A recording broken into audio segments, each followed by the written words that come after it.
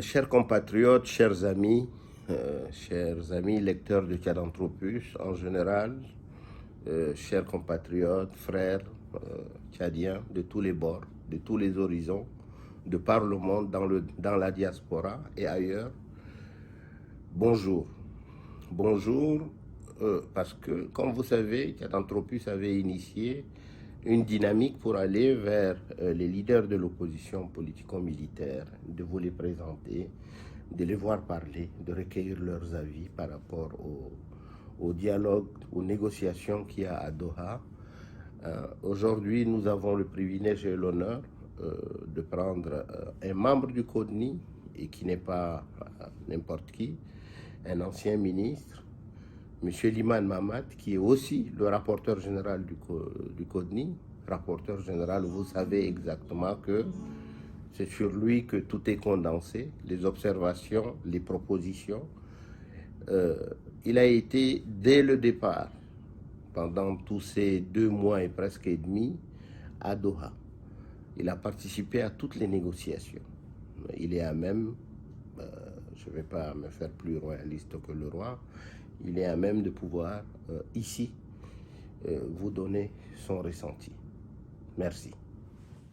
Bonjour, chers compatriotes.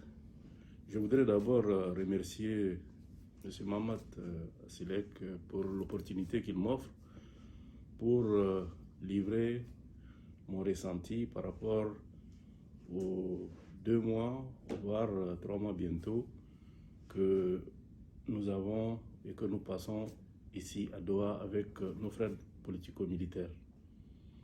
Je voudrais d'emblée rassurer donc les uns et les autres que les presque 3 mois que nous aurons bientôt donc à passer ici nous ont permis de pouvoir grandement briser donc le mur de glace qu'il y avait entre nos frères politico-militaires et nous qui sommes venus donc du N'Djamena avec la ferme intention de pouvoir les convaincre de choisir la voie de la paix et surtout d'accepter ensemble de créer les conditions leur permettant de participer au dialogue national inclusif et souverain que nous sommes en charge de l'organisation, nous qui sommes membres donc du CODNI.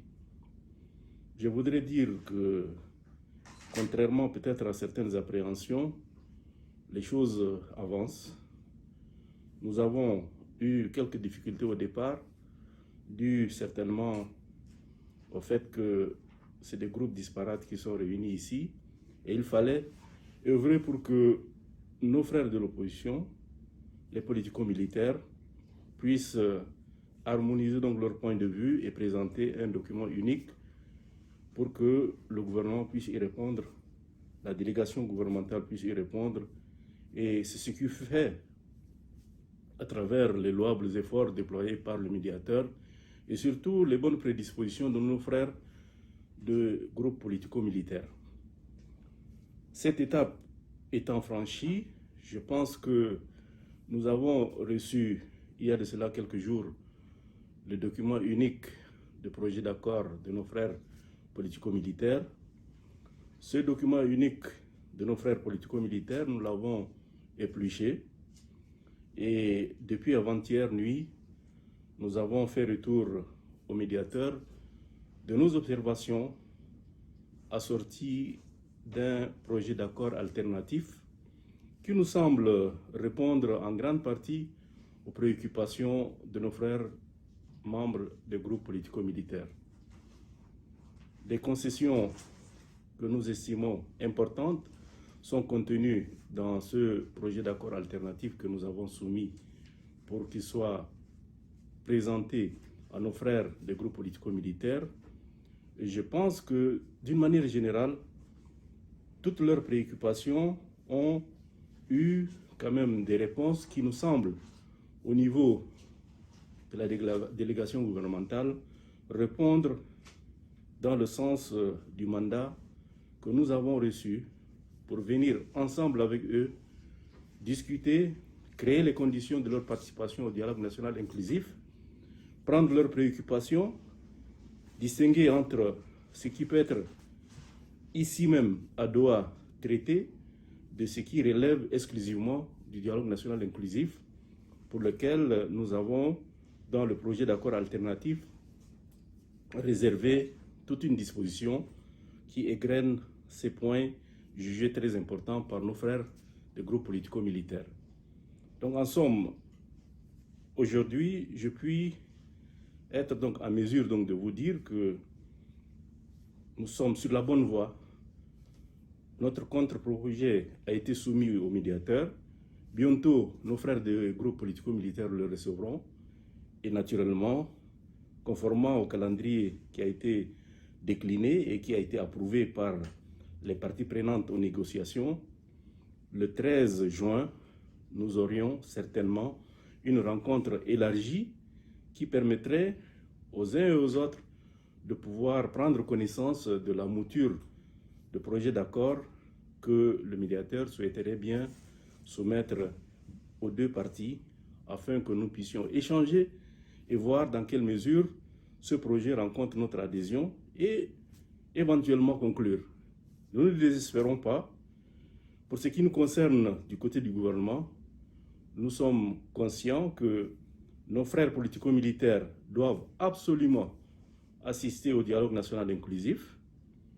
Nous sommes conscients aussi que nous devons faire des concessions pour prendre en considération ce qui pourrait être comme leurs exigences, dans la mesure où ces exigences sont dans le cadre que nous nous sommes fixés, à savoir être réceptifs à tout ce qui peut permettre de créer les conditions sécuritaires nécessaires à nos frères de groupes politico-militaires pour participer sans crainte au dialogue national inclusif et, naturellement, prendre en considération, dans le cadre d'une sorte donc d'agrégation de toutes les exigences, les recommandations, les sujets qu'ils voudraient bien quand même donc voir discuter au niveau du dialogue national inclusif.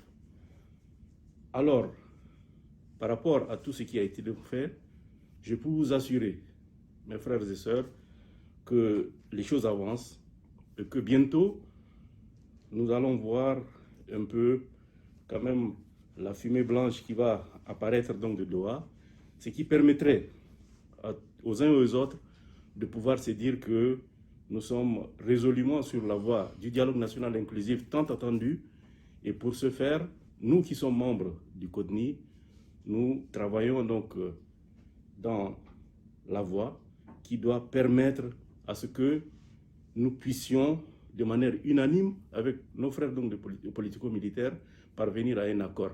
Nous ne désespérons pas et je suis convaincu à mon fort intérieur que nous pourrions quand même chacun mettre de l'eau dans son vin et parvenir à rentrer ensemble et fixer maintenant l'échéance donc attendue, celle de l'ouverture solennelle du dialogue national inclusif. Merci. Très bien. Ça nous a pris 9 minutes.